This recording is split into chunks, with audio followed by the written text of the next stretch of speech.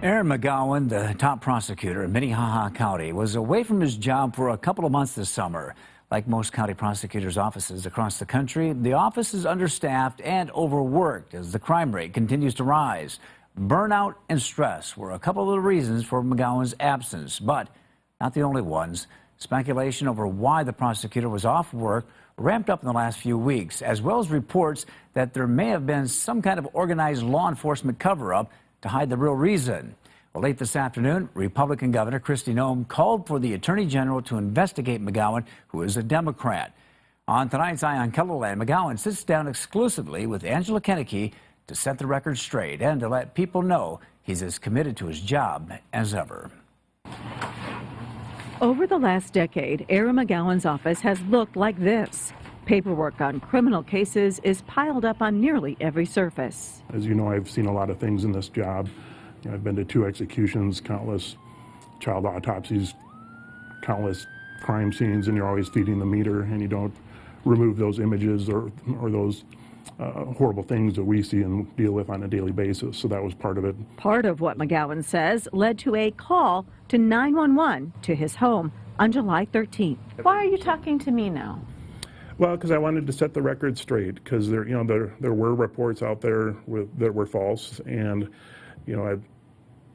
because of the questions out there, I just wanted to set the record straight and let everybody know I'm back, and there wasn't an issue or a cover-up or a crime. McGowan described a personal perfect storm that happened on July 12th. The day before the 911 call to his house. He said he's been avoiding seeing a doctor for his knee after 4 surgeries, a staph infection, and hospitalization back in 1996. Since that time, I did not go back to the knee doctor, even though I have needed a knee replacement for 23 years, and I've had 23 years of chronic pain with no cartilage.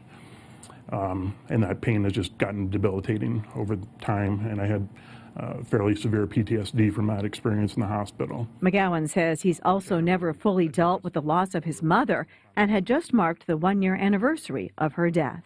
I didn't grieve, I didn't cry, I went to work the very next day. McGowan told us on July 13th he was not in a good state.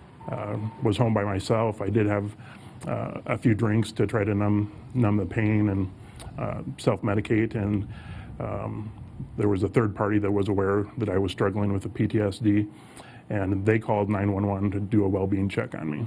Were you ever a danger to yourself? No, absolutely not. Were you intoxicated? Were you drunk? I had several drinks when law enforcement was there.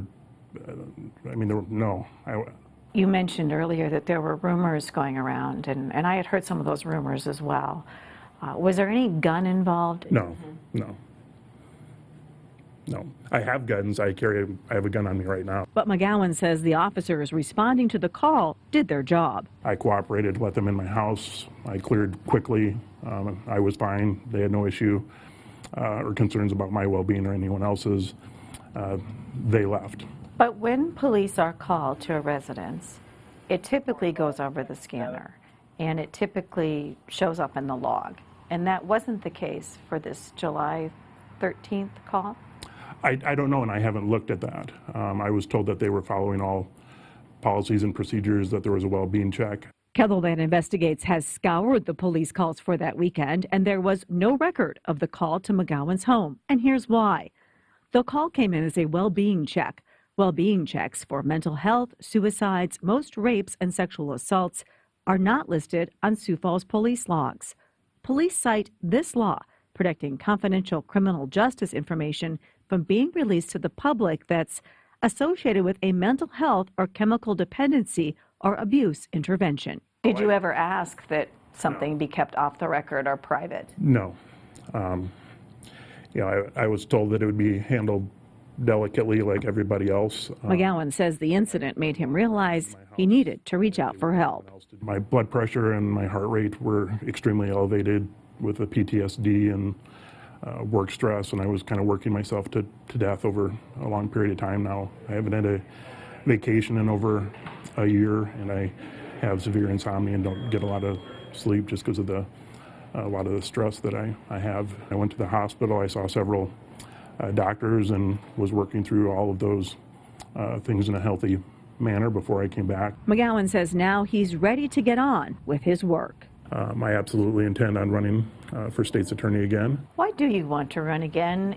You mentioned the overwhelming caseload, some of the disturbing cases that you have to deal with and how they affect you personally. Why would anybody want this job? Well, part of it is I just feel duty bound to do it. I have no aspirations for any other office. This is the office that I love and the job that I love. What can you say to the public to regain their confidence if any has been lost, and should they have confidence in you? Well, I think they absolutely should. I haven't done anything wrong. I just took care of myself for the first time in a long time. McGowan told us he had no objection to the release of the 911 call, but Metro Communications cited several state laws, including those used by the Sioux Falls Police Department, as reasons for not making the call public.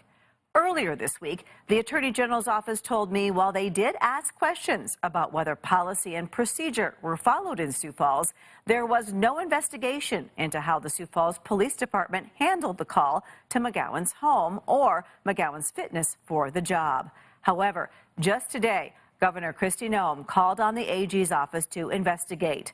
Noem says the governor has the power to remove McGowan if he's found incompetent or guilty of drunkenness. Attorney General Jason Ravnsborg says he will proceed with an investigation.